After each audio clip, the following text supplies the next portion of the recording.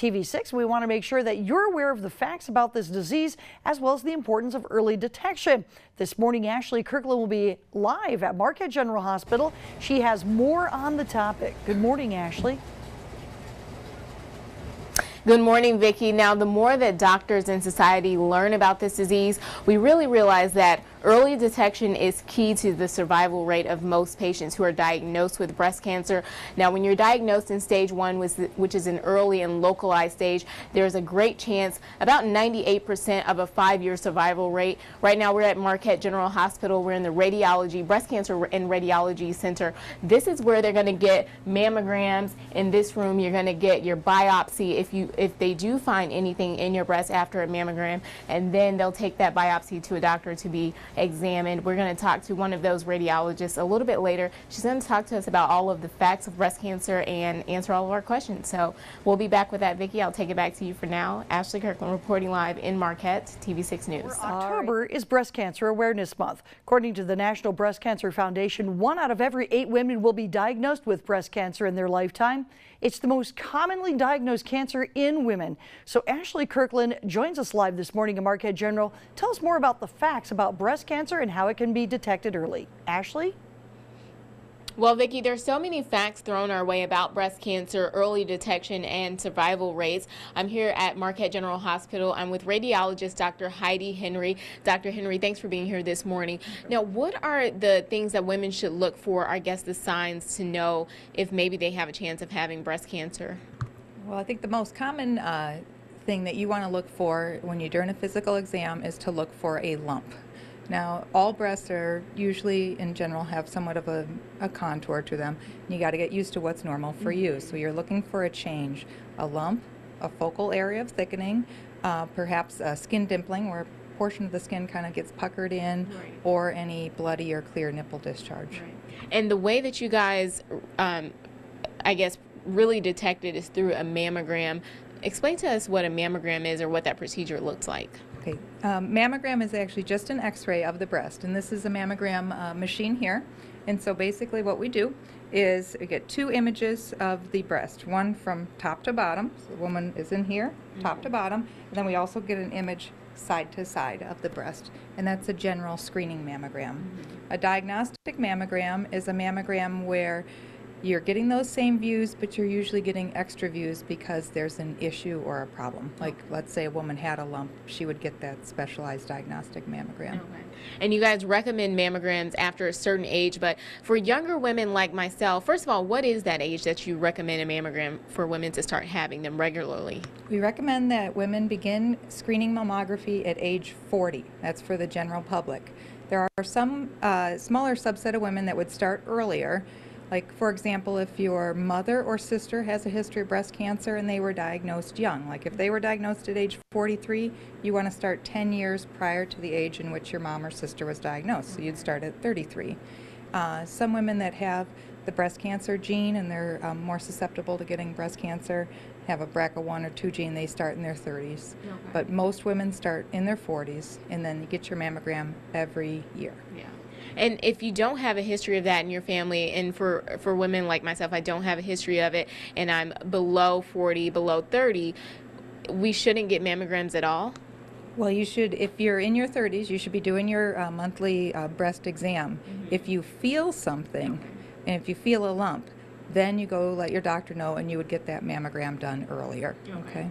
And what's the best time to kind of do that self-examination on yourself and kind of see if you feel something unusual?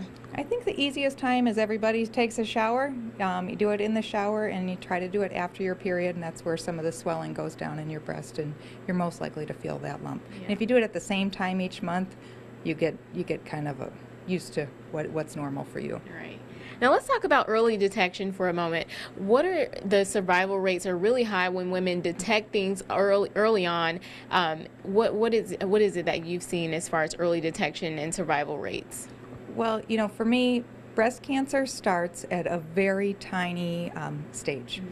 And for the women that get their mammogram every single year, I'm able to pick up the tiniest change in their mammogram. And the goal is when I can find it small enough and very confined just to the lobules, I can catch it And that way, those women do much better and actually quite well because we can actually take out the entirety of the cancer. The goal is to catch it when it's very small, before it's had a chance to spread to your lymph nodes or the rest of your body. You want to catch it at that smallest stage, and that gives the woman the best chance of survival. Awesome. Okay, well, thank you so much. We'll be back with Dr. Henry a little bit later. She's going to show us some x-rays of lumps that she's seen in patients, and she'll describe all of that with us, Vicki, a little bit later. Welcome back. Well, in honor of Breast Cancer Awareness Month, we want to educate you on some of the statistics, symptoms, and ways to detect breast cancer. So this morning, Ashley Kirkland is live at Marquette General to learn more about this disease, which affects both men and women. Good morning, Ashley. Morning, Sam. It does affect men as well. It's estimated that over 2,000 men will be diagnosed with breast cancer this year on a yearly basis. I'm back here at Marquette General Hospital, and I'm with radiologist Dr. Heidi Henry. Dr. Henry, thanks so much for being here again. Now, it's not as common for us to see breast cancer in men, so how do they detect it without getting a yearly mammogram? Typically, the way a man finds breast cancer is they will feel a lump. And even though men don't get annual screening mammograms, if they or their doctor feels a lump, they should come in, they get the mammogram, and they'll get an ultrasound as well to see if there's anything worrisome. Okay. Now, we were in the room where women get the mammogram, and that's how you find out if there's something in your breast. What, after that, and you may detect something, what does the process look like for a patient? Okay, so first of all, when you start out, you get your mammogram, and I have a picture of a mammogram up here. And so basically, when you get the mammogram, you want to look and see, is there a mass? And in this patient, she has a mass actually on both sides, here and here. And so once we see the mass, I'll get the extra views kind of coned down to look at the mass, and I'll also I'll come right over to this one here, I'll get an ultrasound. Okay. And I will just scoot right over here. Yes. And so for ultrasound, let's see, sorry about that. What we would do is we can see it, and now if we see it and it looks worrisome, what we do is biopsy this. So this white line here, that's my needle, and I just put a needle and take a couple samples right of that mass. Okay, now explain to us exactly what a biopsy is, because it's really a simple process. It is actually. What we do is when we see something that looks like it needs to be biopsied, all I do is I basically just numb up the patient's skin, and so once it's numb and kind of frozen, I have several types of needles. This is one of my bigger ones. I'll take the needle once the skin is numb, and I will just put the needle right in through the mass, and I just take a couple samples of it. And when the patient's done, all she has is a Band-Aid. It's just done through a tiny little nick in the skin. And so here's another patient here who has, this is a different type of breast cancer that's found as calcium deposits. And so what I did is once I saw them, I took this needle and I take the samples right of the calcium deposits, and as you can see, I have the deposits right there in the sample, and then we send it off to the pathologist, and they determine what it actually is. Now, as we can see, this picture there was a much larger lump, and then this one you see little tiny dots. How do you study these for hours to kind of look and see what all is inside the tissue of the breast? Yeah, I mean, for me, I read, all I do here at Marquette General is breast imaging, so I've seen a lot of mammograms.